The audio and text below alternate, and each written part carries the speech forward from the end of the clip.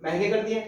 अब सारी कंपनी तो प्रतिस्पर्धा करने के लिए मार्केट से साफ है, अब अकेली मन की मर्जी से चला रही है, यानी कि अब आपकी डिपेंडेंसी इतनी होगी कि कोई कंपनी नहीं है जब उसमें, तो कैसे करेगा।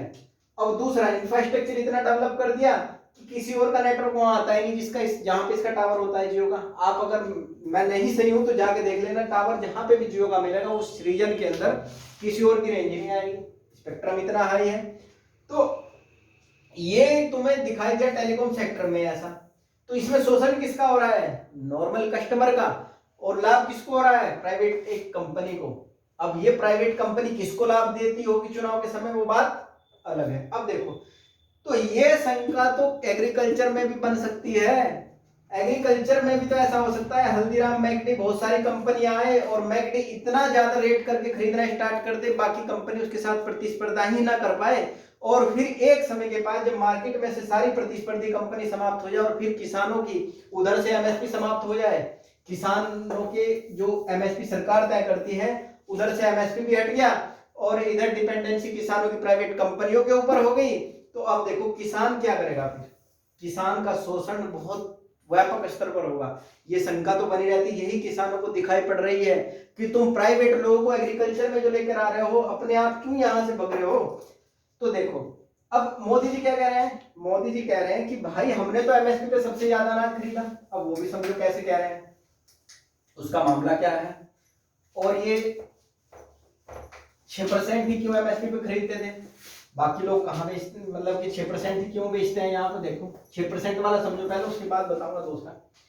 मैंने बताया कि 6% लोग एमएसपी पर बेचते हैं। देखो कैसे बेचते हैं, क्यों बेचते हैं, समस्या है बहुत बड़ी। अब देखो, ये एफसीआई वाला है, यहाँ अधिकारी बैठा हुआ है, एफसीआई का अधिकारी, फूड अधिकारी यहाँ बैठा हुआ है। अब एक ये किसान है, एक ये किसान है, एक ये है। अब ये किसान A B C D E F, अब इनमें देख लिया, मुझे 2 करोड़ कुंटल अनाज लेना है और मार्केट में उसका भाव है 10-20 रुपए के जी, और एमएसपी के तहत उसका सरकार ने भाव किया हुआ है 30 रुपए के जी, ठीक है। अब ये अधिकारी जो मंडी के व्यापारी होंगे उनसे मिल लेगा, इससे मिल लिया आड़ती से। क्यों 6% खरीदे जाते हैं, उसकी व्यावहारिक समस्या समझो क्या है। ये अधिकारी मिल गया किससे, आड़ती से, और आड़ती बैठे हुए आड़तियों का अपना एक रोल होता है कि भाई 2-3-4 रुपए का ही फ्लैक्चुएट रखना भाव में, बोलियों में, इससे ज्यादा वो नहीं रखते। जैसे इसने 30 रुपए लगाया, अगला 31 लगाया, दूसरा 32-33 पे जाकर वस्तु बिक जाती है, उससे ऊपर वो नहीं जाएंगे। तो इसको दिख रहा है अधिकारी को, सरकारी, जैसे कि ये एक किसान गया इसके पास, एफसीआई वाले के पास, कि भाई एमएसपी वाला 30 रुपए के जी जो तुमने भाव तय किया हुआ है उस पर मुझे अनाज बेचना है अपना। इसने, अधिकारी ने उसको क्या किया कि भाई यहाँ तो बोरे ही नहीं, या बोल देगा भंडारण क्षमता नहीं, भंडारण भर गए, जबकि खाली पड़े तो उसको खोलने के तो देखने से रहे ना, वो दिखाएगा भी नहीं। उसने कहा कि हमने तो खरीद लिया, पूरा है हमारे पास। तो अब देखो ये अधिकारी क्या करता है, ये अधिकारी जैसे ही ये किसान परेशान होकर, लाचार होकर, जो एमएसपी 30 रुपए के जी पर भाव तय था वो 20 रुपए के जी पर बेच के जाएगा फिर उसी मंडी में प्राइवेट व्यक्ति को। इस प्राइवेट व्यक्ति ने खरीदा इसको 20 रुपए के जी, एमएसपी का भाव था 30 रुपए के जी। जब इसने नहीं लिया तो किसान क्या करेगा, घर में थोड़ा ही रखेगा, उसको तो अगली फसल बोनी। जब भी 20 रुपए खरीद यहाँ पे बेच कर गया और 2 रुपए 2.5% इसको आड़त के भी दे गया, तो देखो इस पे से भी लाभ मिल गया प्राइवेट यानी आड़ती को। अब अधिकारी क्या काम करेगा, अधिकारी ने देख लिया कि यार अब चलूं ये आड़ती के पास, ये आड़ती के पास है, इसने कहा कि भाई 25 रुपए के जी अनाज दे मुझे इतना, चलो इसका आधा मान लो, 1 करोड़ था, इसका मान लो 50 लाख मान लो, इसका आधा इसने वहां से खरीदा, आधा करोड़ यानी क्या, आधा करोड़ इसने यहां से खरीदा। आप देखो, अब यहां से खरीद के इसने स्टॉक लगाया अपना, इसने कहा 25 रुपए के जी, इसने भी, आड़ती ने भी कहा ठीक है, उसने 20 खरीदा, 25 इसको दे दिया, उस पर से आड़त भी ले ली, तो सीधा सा बेनिफिट कितना, 5 रुपए। और ये आड़ती है तो व्यापारी, भाई व्यापार का सीधा सा नियम है कि अगर लाभांश ही नहीं होगा तो फिर काम करने का क्या फायदा, ये तो वसूल है। तो इसने 25 रुपए के जी इसको दे दिया। अब देखो 5 रुपए इसको क्या हुआ, 1 क्विंटल पे 5 रुपए के जी का लाभ होगा, क्योंकि वहां 30 पे खरीदना पड़ता है एमएसपी के तहत, और यहाँ से मार्केट से खरीद के इसने स्टॉक लगाया अधिकारी ने 25 रुपए केजी में, वहां एमएसपी पर खरीदना था, जबकि पैसे कहां से सरकार से कितने हैं 30 रुपए केजी के, तो 5 रुपए एक क्विंटल पे बचा लिए उस अधिकारी ने। अब 5 रुपए अगर एक क्विंटल पे अधिकारी बचा रहा है तो मैं गारंटी के साथ कह सकता हूं किसान का बेटा होने के नाते कि किसान कभी भी एक क्विंटल पे अपने 5 रुपए नहीं बचा सकता, ध्यान रखना। तो ये इस तरीके की समस्या जब आई वहां पर, और किसान फिर क्या हुआ, इस तरीके की समस्याओं को समझ तो बहुत कम पाया, तो 6% ही एमएसपी पर बेच पाए। अब देखो, तो मोदी जी कह रहे हैं कि भाई हम तो 6% नहीं, हम तो बहुत ज्यादा खरीद रहे हैं, एमएसपी पर तो हम ही ज्यादा खरीदा है। सही बात है, क्योंकि सरकार जब से 2014 से बनी है तो मोदी जी ने एमएसपी पे सबसे ज्यादा अनाज, गेहूं, चावल, दाल खरीदी है। क्यों खरीदी है, अब उसकी समस्या समझो। क्योंकि ताऊ जी अपनी छाती थपथपा रहे हैं कि हमने भाई सबसे ज्यादा एमएसपी पे खरीदा है, और वास्तव में खरीदा है, आंकड़े बता रहे हैं सरकार के। तो देखो क्यों खरीदा है। 2013 में एक प्रधानमंत्री थे मनमोहन सिंह जी, मनमोहन सिंह जी। अब ये प्रधानमंत्री जी देश के क्या हैं, बहुत बड़े अर्थशास्त्री हैं। अब अर्थशास्त्री हैं तो दिमाग भी उसी तरीके से चलेगा, आप समझ रहे होंगे। तो इन्होंने इनको आभास हो गया था 2013 में, क्योंकि 2014 में थे इलेक्शन, इन्होंने एक चुनावी दांव खेला। अब चुनावी दांव देखो क्या था, ये नेशनल सिक्योरिटी बिल लेके आ गए, खाद्य सुरक्षा अधिनियम लेके आ गए उसी समय। इनको आभास हो रहा था कि भाई हो सकता है हम अगर चल गया तो चल गया, बाकी जीतने में डामाडोल लग रहा है मामला, नहीं भी जीत सकते तो हार इनकी तय है ही थी। इनको भी आभास हो गया था क्योंकि पहुंचे हुए व्यक्ति हैं वो। तो उसी समय इन्होंने एक दांव खेला, नेशनल सिक्योरिटी बिल लेकर आ गए। अब नेशनल सिक्योरिटी बिल क्या है, ये बिल लेके आए 2013 में, 14 में तो चुनाव हुई था।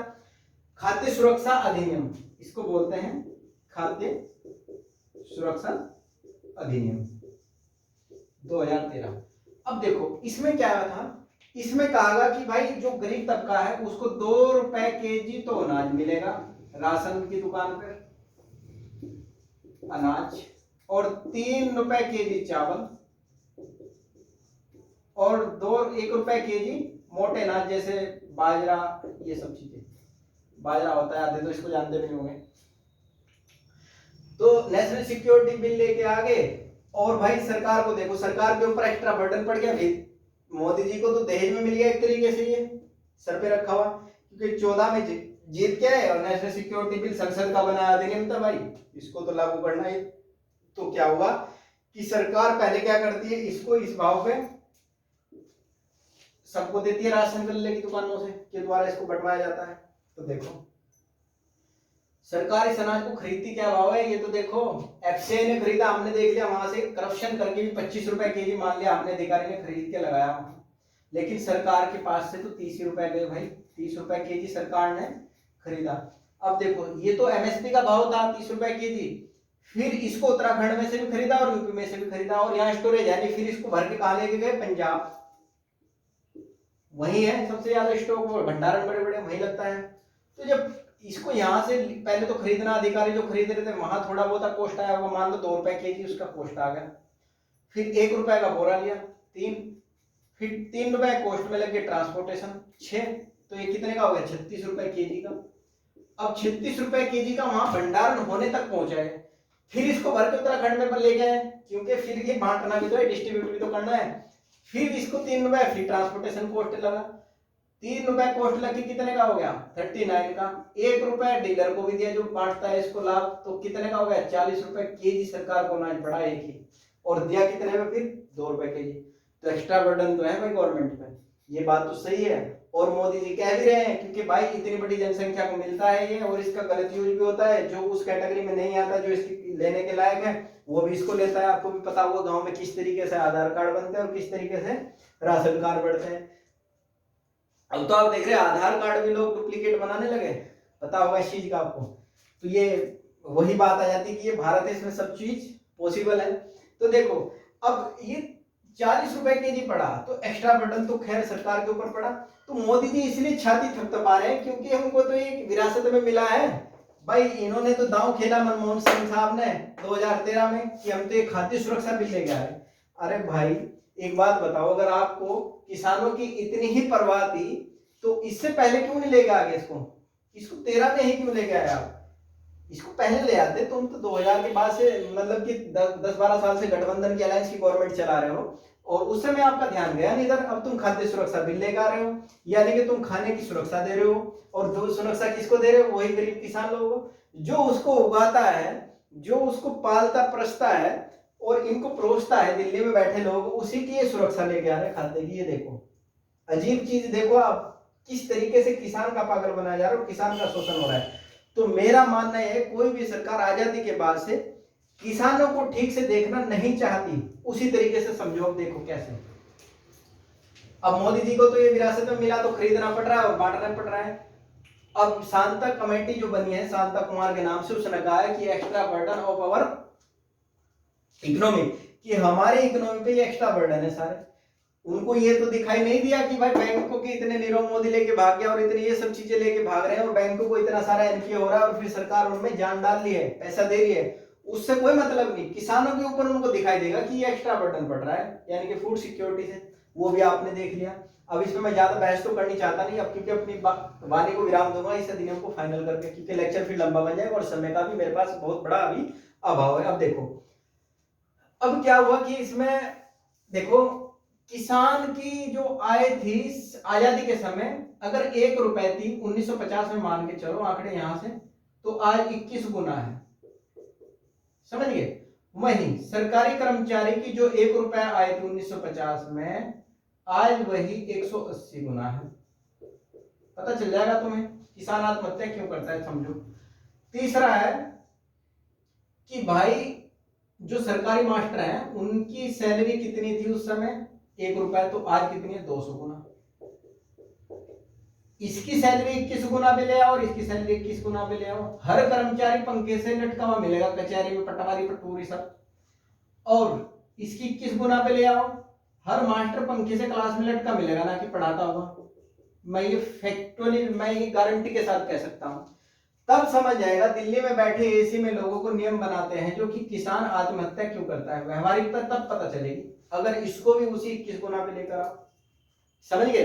अब देखो, तो किसान का हितैषी ना तो कांग्रेस और ना बीजेपी, किसानों के तो ऊपर किसी भी सरकार का ध्यान नहीं गया। आप तटस्थ होकर सोचो, अगर ये नेशनल सिक्योरिटी बिल लेके आ रहे थे तो उस समय इंफ्रास्ट्रक्चर ठीक से कर देते, क्या दिक्कत थी? या फिर ये नेशनल सिक्योरिटी बिल उससे पहले लेके आते, भूख तो पहले भी लगती होगी लोगों को, खाना पहले भी खाना होता होगा, सुरक्षा 2013 में ही क्यों देखी प्रतीत हुई उनको? तो अंतर स्पष्ट कर पा रहे होंगे। अब देखो सॉल्यूशन क्या है इसका, देखो मेरे हिसाब से सॉल्यूशन यह है, जो किसानों की मांग भी है। अब देखो किसान क्या मांग कर रहे हैं, एक तो एमएसपी की मांग कर रहे हैं कि एमएसपी उस अधिनियम में लिखित में दो, लिख के दो। एमएसपी उसमें लिखा ही नहीं, वो एक क्लोज जोड़ देंगे तीसरे अधिनियम में तो मामला ठीक हो सकता था उस समय। लेकिन अब तो किसान ही क्या कह रहे हैं कि हमें तो इन अधिनियमों से ही दिक्कत है, अब तो कोई यस और नो बताओ रद्द करना है या नहीं। अब संशोधन की सरकार मान भी रही है, लेकिन किसान अब संशोधन के लिए एग्री ही नहीं है, क्योंकि किसान जब अड़ जाता है तो फिर पीछे हटना बहुत मुश्किल है। तो किसान भी अपने आप में अड़ियल हो चुके हैं और सरकार भी इसमें कोई सकारात्मक रूप अभी तक दिखाई प्रतीत नहीं हो रहा है उस तरीके से। हाँ, सरकार, कृषि मंत्री जी ने कहा है कि हम बात करने के लिए तैयार हैं और उसी क्रम में संशोधन करने के लिए भी तैयार है, लेकिन किसान अब संशोधन या बात करने के लिए यस और नो में ही जवाब मांगना चाहते हैं कि इसको या तो टर्मिनेट करो सभी कानूनों को या फिर आंदोलन को चलने दो। अब देखो ये किसान आंदोलन 100 साल के बाद हुआ है पूरा। आपने देखा होगा गांधी जी ने 1920 में ऐसा आयोग आंदोलन चला था जो 2 साल तक आंदोलन चला था, 1922 तक। उस समय चोरा चोरी घटना हो गई थी, गोरखपुर के पास एक जगह पड़ी थी, उस समय फिर आंदोलन वापस लेना पड़ा था किसानों को। तो कहीं ना कहीं इसमें भी वही दृष्टि प्रतीत होती है। देखो कैसे भाई खालिस्तान के किसानों के ही उस आंदोलन के रूप में कुछ लोग ऐसे सम्मिलित हो गए, असामाजिक तत्व जो खालिस्तान की मांग करने को प्रखर कर रहे हैं। अभी किसान उनको वहां से निकाल के पुलिस के हाथों में उसको सौंप रहे हैं। तो उसी तरीके से क्या हुआ था कि चोरी चारा की घटना होगी, तो हो सकता है कहीं ना कहीं इस तरीके की घटना हो जाए और आंदोलन इनका समाप्त हो सकता है, मेरा जो तक मानना है। तो आंदोलन पूरे 100 साल के बाद, क्योंकि इतिहास अपने आप को दोहराता है, वही दोहरा दिया है कि 100 साल के बाद 1920 में असहयोग आंदोलन स्टार्ट हुआ था और इसी समय 2020 में 100 साल बाद ये किसान आंदोलन फिर स्टार्ट हुआ है। उसके नेताजी गांधी जी थे, तो गांधी जी का देश है, तो उसी तरीके से किसान आंदोलन भी कर रहे हैं गांधीवादी पद्धति से।